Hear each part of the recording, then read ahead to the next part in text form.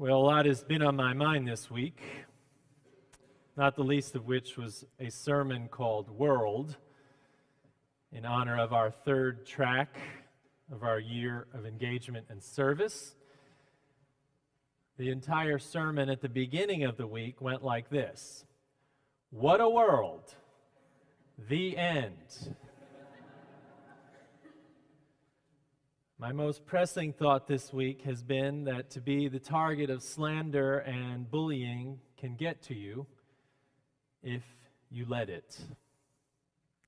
I found out this week that my support system, your support system, our support system extends far and wide after extremist anti-abortionists showed up picketing my role on the Planned Parenthood Greater Texas Board last week. Notes and calls came in from local and regional clergy, friends, church members, church friends, Christians, Muslims, Jews, non-attending members and non-members attending, and even one from the UUA president, the president of our faith association. They all said the same thing. We are with you. You are doing the right thing. Let us know how we can help. We are praying for you. Be strong. Christians reminded me that there is nothing Christian about the behavior of our visitors last week, who screamed or yelled at our children, who put out a video about us and me. Don't go look at it. We don't want the traffic on their video. Needless to say, it was something about the church of death and Satan. Christian friends reminded me that even though you quote verses about Jesus, he would never have abused his neighbors in such a way, with hateful words. He would never have targeted children and youth. He would never have tried to incite violence in others. And Unitarian friends reminded me that we are not victims, that our values are stronger than any misplaced protest, and warned that if we aren't careful, we can easily lose sight of who we are when blinded by the desire to fight for what we believe is right. As I was thinking about today and our theme year, which is asking us to be global citizens, to engage with the world, I was reminded how complex the world really is, how many opinions there are, and how fervent we can become on any side of any issue. I remembered that fervor is like fire. It burns, and when the fervor is fueled, one loses sight of those in front of them. That the fire that burns a bright light that turns everyone and everything else into a shadow of who they are. Martin Luther King famously wrote from the Birmingham jail in this pivotal moment in the civil rights movement, "The question is not whether we will be extremists, but what kind of extremists we will be." Do you remember that? Will we be extremists for hate or for love? Will we be extremists for the preservation of injustice or for the extension of justice? He said Jesus is an extremist for love. Love your enemies, bless them that curse you. Do good to them that hate you, and pray for them which despitefully use you and persecute you. The great irony for me in reading that this week is that in our research about our visitors who were out on the corner last Sunday, revealed that they too quote Martin Luther King and Mahatma Gandhi and parts of the Bible as encouragement to the oppressed and in promotion of nonviolence. Although they seem to have lost track of the quotes of Jesus and others who promote love as the center of faith. Today, I understand more about this and the power of a commitment to a position, to the desire to stand out and picket and yell and even lash out, the desire to right a perceived wrong. Many of us have been in those picket lines. Anti-war and anti-genetically modified food and pro-same-gender marriage and this and that and the other thing. While our tactics, I think, have come from a place of seeking the common ground, I don't believe our visitors do. I do believe they are entitled to their position, but not to violence or abuse in our community or in our church. So my reflection today is that there are no isolated events. As we consider ourselves as global citizens, there are no easy answers. And when the world starts to become black and white, it can be a scary place that breeds fear and hatred. As Edmund Burke said, no passion so effectually robs the mind of all its powers of acting and reasoning as fear. And believe me, I understand today the notion of fear. It is not fun to be called names or labeled or demonized, to be painted in a way that comes from a deep place of ignorance, to be promoted with a deep fear. But I think all of that activity that started last week came from a place of fear itself. Fear of a changing world rather than a grounded thoughtfulness. And I get it that we will disagree. We will even disagree in this room about the issues of pro-life or pro-choice or whatever you want to call it. We will disagree, and that is good. And I see the fragile world we live in, our global reality, says that our quest for a peaceful, enlightened world can shrivel when confronted by such ignorance that says, we are right and you are wrong. But I haven't given up on the world just yet. Even before last Sunday's visit by these protesters, I had chosen Thich Nhat Hanh's poem, Call Me By My True Name, a poem asking us to meditate on the complexities of our part in the web of all creation. How one way or another we are related to all the holy and beautiful things we see in the world and all the unholy and ugly things we see in the world. Thich Nhat Hanh's poem came from his meditation after he read a letter from a person who was on that boat where the young Thai refugee, abused by the pirate, had thrown herself over the edge. And in his wisdom, coming from a deep place of equanimity and mutuality, and dare I say, a global consciousness of his Buddhist practice, he realized that he too could have been the pirate if raised in a certain way. He too could have lived a starved and violent life had things been different for him. This story is a tragedy, of course. But no matter how you look at it, Thich Nhat Hanh is saying it is always more complex than we want it to be. I want to quote Thich Nhat Hanh here, a deep and spiritual leader. He says, if you take the side of the little girl in this story, then it is easy. You only have to take a gun and shoot the pirate, but we cannot do that.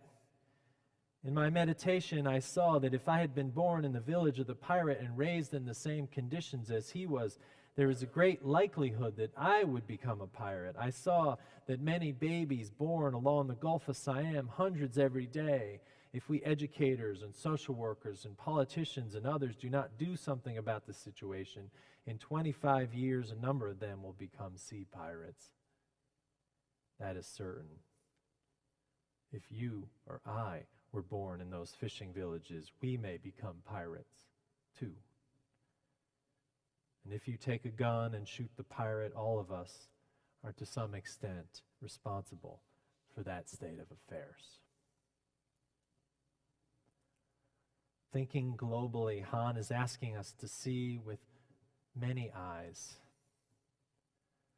not letting anyone off the hook for heinous crimes like the one of the pirate, or intimidation or fear-mongering, not letting anyone off for that, but trying to compose a commitment to understanding the world's pain and suffering and fears.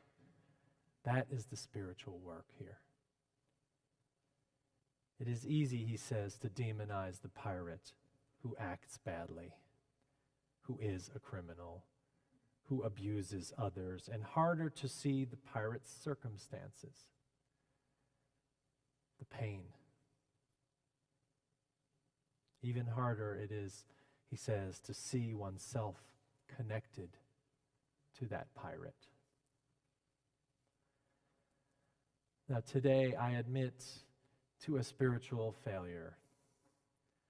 I cannot stand here and tell you that I feel my connection with those who willfully demonize me and us, who attempt to abuse verbally our children and slander our images in the name of a movement for life. But I can imagine that there is a great deal of suffering in those people, a great deal of pain. Childhoods that may have included abuse or torment, the shutting down rather than the opening up of minds. I can imagine their lives, that they have driver's licenses just like every one of us, and families, and places where they go to work. I can imagine they are as committed to their ideas as I am from time to time. I can imagine that their fear and anger, though, has compromised their reasoning and closes the door to any possibility of dialogue. In this way, I can imagine we are in this together, connected by a human web of existence, which includes all of our fears and all of our pain and all of our suffering, as well as all of our joy and our power and our resolve. I can imagine that we are ultimately bound together, however frail that framework is, that we share the experiences that Thich Nhat Hanh speaks of in his poem when he says, "My joy is like spring, so warm it makes flowers bloom in all walks of life. My pain is like rivers of tears, so full it fills the four oceans." Can I say a protester who demonizes me in a video does not feel the same as I do? No. Martin Luther King, in his wise way, reminded us years ago that all inhabitants of the globe are now neighbors. That the large house in which we live demands that we transform this worldwide neighborhood into a worldwide brotherhood. He said emphatically, "Together we must learn to live as brothers, or together we will be forced to perish as fools."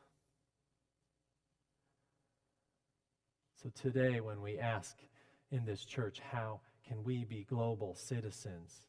I ask, how can we do this?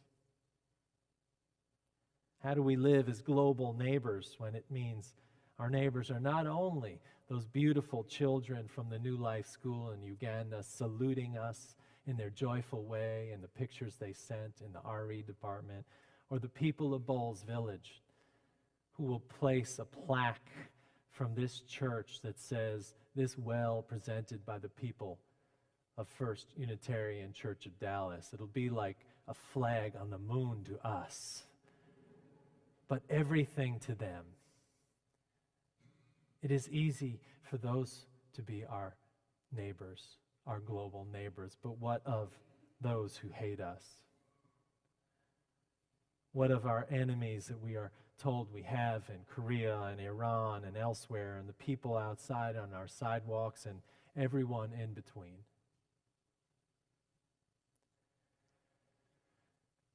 How do we become those global neighbors? I think our response starts with the spirit that fights against a pessimistic idea that we will never live in that global house. It starts with each of us bearing witness to the suffering we see and doing what we can locally to not lose our courage about who we are and what we stand for. It starts with protecting the value of dignity and civility in our communities and in our world, and not engaging with those who come not with outstretched hands, but with signs and words to taunt. It starts with us knowing that even when we can't see ourselves in the names of the world, our faith asks us that we know that we are all connected, and either we live for love or we contribute to violence and hatred. And that is a daily dilemma. That is a daily choice we make. What I know is that we have asked for a greater engagement with our community and our world. That is what this church is all about. And we have asked to be more of a public presence and have more community involvement. And we will remain set on a course of speaking authentically from our values that show up to protect and serve those who need us and engage with those who can be part of an honest engagement. I remind you, 2 weeks ago I spoke of our neighbors and I said, there are those who cannot be helped and cannot be reached. We must leave them alone. But I recommend we make it a priority today that we become extremists for love. That our world in all its pain and suffering remains a sacred entity that we are part of, not apart from. And it is our duty to live into that ethic of love. Thich Nhat Hanh said of his poem, "After a long meditation, I wrote this poem. In it, there are 3 people. Everything comes in threes. I don't know why. We're a Unitarian church. Why do we have to keep having trinities?" But he said there are 3 people. There's the 12-year-old girl. There is the pirate. And there is me. Can we look at each other and recognize ourselves in each other? When I hear one of those names, he says, I have to say yes. Please call me by my true names, so I can hear all my cries and laughs at once, so I can see that my joy and pain are one. Please call me by my true names, so I can wake up, and so the door of my heart can be left open, the door of compassion. I offer this to you today so that we might have life and have it more abundantly, so that we might have courage and we might be love. Amen, and thank you.